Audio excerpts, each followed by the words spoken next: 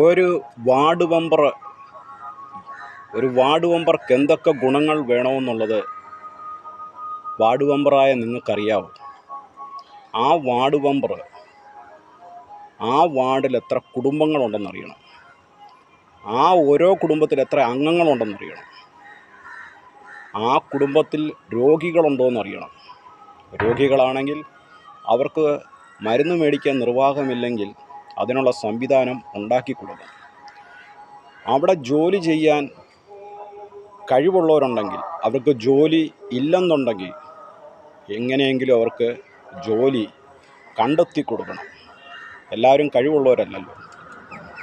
പിന്നെ ആ വാർഡിലെ വികസനത്തിന് മുന്നിൽ നിൽക്കുന്നവരായിരിക്കണം. ആ വാർഡിലെ ആവശ്യങ്ങൾ എന്തെന്നറിഞ്ഞ് അതിന് മുന്നിൽ നിന്ന് ആ വാർഡിലെ കാര്യങ്ങൾ ചെയ്തു കൊടുക്കണം. അപ്പോൾ ഈ ഗുണങ്ങളൊക്കെ നിങ്ങൾക്കുണ്ടായിരിക്കണം. അല്ലാതെ വാർഡ് മെമ്പറാണെന്നും പറഞ്ഞുകൊണ്ട് ഒരു വാർഡിനെ നിങ്ങൾ നശിപ്പിക്കരുത്. നിങ്ങൾ ഉദ്ഘാടനം ചെയ്ത് നടക്കരുത്. നിങ്ങളെ ജനങ്ങൾ കാണുമ്പോൾ പരിഹസിക്കും. ആഴ്ചയിൽ ഒരിക്കലെങ്കിലും ബുദ്ധിമുട്ടുള്ളവരുടെ വീട്ടിൽ കടന്നു ചെല്ലണം.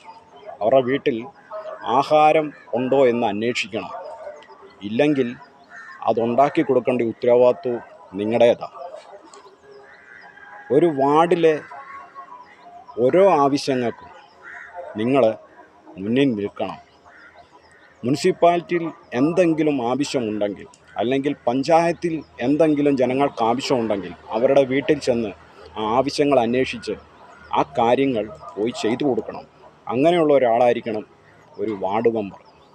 ഇനിയും മുനിസിപ്പാലിറ്റി ചെയർമാൻ ആരായിരിക്കണം?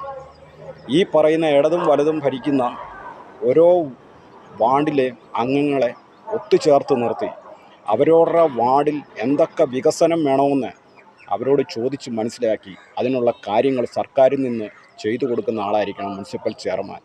അല്ലെങ്കിൽ ഞാൻ കയറി നടക്കുന്ന കാർ പോരാ, എനിക്ക് ഇനോവ വേണം, അതിലേ ഞാൻ നടക്കത്തുള്ളൂ എന്ന് പറയരുത്. കഴിവതും സ്ഥലങ്ങളിൽ നിങ്ങൾ വണ്ടി ഒഴിവാക്കണം. ഒരു മുനിസിപ്പൽ ചെയർമാൻ എന്ന് പറഞ്ഞാൽ അറ്റ്ലീസ്റ്റ് ഒരു വണ്ടി ഓടിക്കാൻ അറിയാവുന്ന ആളായിരിക്കണം. ആ ഡ്രൈവറെ ഒഴിവാക്കണം. ആ ശമ്പളം മുനിസിപ്പാലിറ്റിക്ക് ഇത് വരും എന്ന് പറഞ്ഞ് ഞാൻ ഉദ്ദേശിക്കുന്നത് ആ ഒരു ശമ്പളം കൊണ്ട് മുനിസിപ്പാലിറ്റി രക്ഷപ്പെടുമെന്നല്ല. വേറെ എത്രയോ വേസ്റ്റ് ചിലവുകൾ നിങ്ങൾ ചെയ്യുന്നു.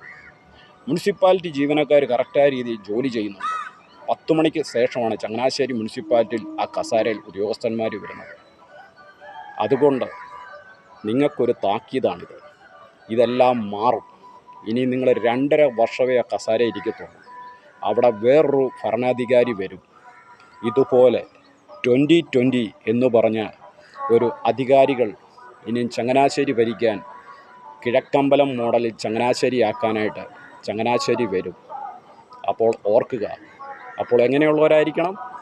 നാടിനെ അറിയാവുന്നവരായിരിക്കണം, നാട്ടിലെ ജനത്തെ അറിയാവുന്നവരായിരിക്കണം, നാട്ടിലെ വികസനം അറിയാവുന്നവരായിരിക്കണം. അതായിരിക്കണം ഓരോ വാർഡിലെ വാർഡ് മെമ്പർമാർ. ഓക്കേ.